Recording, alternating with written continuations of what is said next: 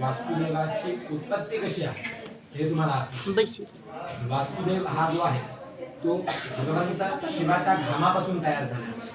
शिवापासून त्याची उत्पत्ती आहे व ब्रह्मदेवाचा मानसपुत्र असं त्याला म्हटलं गेलंय वास्तुपुरुषा।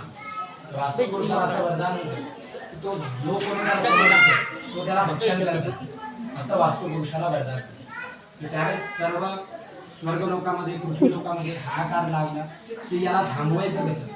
तर त्यावेळेस सर्व देव जे आहेत ते विष्णुदेवांकडे गेले, तिथून शिवांकडे गेले। त्यावेळेस शिवांनी त्यांना सांगितलं की तो ज्यावेळेस मला साष्टांग नमस्कार करेल त्यावेळेस तुम्ही सर्व देव त्याच्या पाठीवरती बसावं असे त्यांना आज्ञा दिली। त्यानंतर वास्तुपुरुषांनी शिवाला ज्यावेळेस साष्टांग नमस्कार केला त्यावेळेस सर्व देव त्याच्या पाठीवरती बसले। किती देवता बसले होते त्याच्या पाठीवर? तर 81 देवता। 81 देवता त्याच्या पाठीवर बसले होते। आपण जे इथे मंडल मांडलं होतं तुम्ही कधी बघितलं असेल, प्रत्येक वेगवेगळे कलर तुम्हाला दाखवण्यासाठी नव्हते, प्रत्येक देवाचा आसन वस्त्र तशा कलरचं होतं म्हणून आपण तिथे तशा कलरचं ते मांडलं। नंतर आपण नवचंडी यागाची पूजा केली, देवीचा आवाहन केलं, देवीचं पूजन केलं, दुर्गा सप्तशतीचे पाठ केले। दुर्गा सप्तशतीचे पाठ केल्यानंतर कालच आपण दुर्गा सप्तशती पाठाचं हवन केलं। सप्तशती म्हणजे 700 श्लोक असलेली जी पोथी आहे तिचं आपण काल हवन केलं। आज आपण मुख्य देवताचं प्रातःपूजन केलं।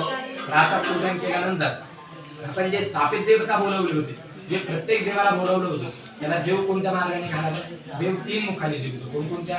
अग्नीच्या, ब्राह्मणाच्या आणि गाईच्या, अशा 3 मुखाने देव जेवतो। स्वाहा ही पोस्टमन आहे, जसं तुम्ही पोस्टमनकडे पत्र दिलं की त्याच्या तिथल्या ॲड्रेसवर पोहोचतो होतं, तसं इथे देवाला जेव घालण्यासाठी स्वाहा, प्रत्येक देवाचं नाव उच्चारण करून स्वाहा म्हटलं की त्या स्वाहाचं काम आहे ती आहुती त्या देवापर्यंत पोहोचवली। असं आपण प्रत्येक देवाचं हवन केलं।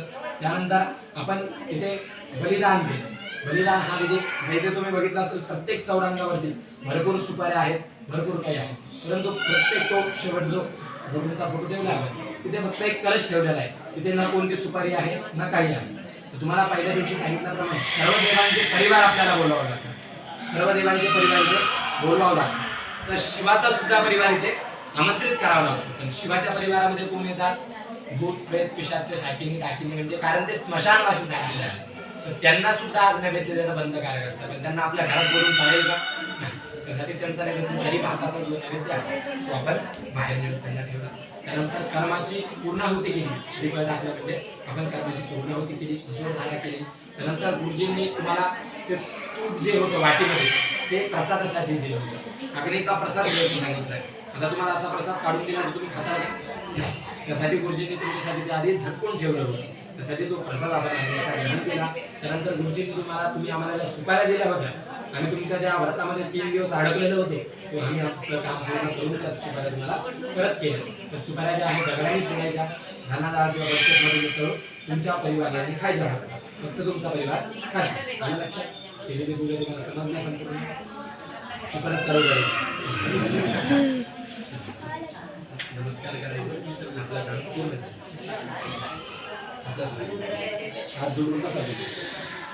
विनंती करा की तुम्ही आमच्या पूजेसाठी आला, जी काय आम्ही अर्चन केलं ते तुम्ही ग्रहण केलं, आम्हाला तुम्ही सर्वांनी शुभ आशीर्वाद प्रदान करा आणि तुम्ही तुमच्या स्वस्थानावरती करा। जसं आपण भावनाला वाटी लावतो तसं देवाला लगेच वाटी लावतो, कारण की देव आपल्या एकट्याच्या पूजेसाठी ताईचा फोटो लयच भारी येतो ठिकाणी पूजन ग्रहण करण्यासाठी लावतो। देवाला विनंती करा तुम्ही तुमच्या स्वस्थानावरती आणि आम्हाला सर्वांना आशीर्वाद प्रदान करा।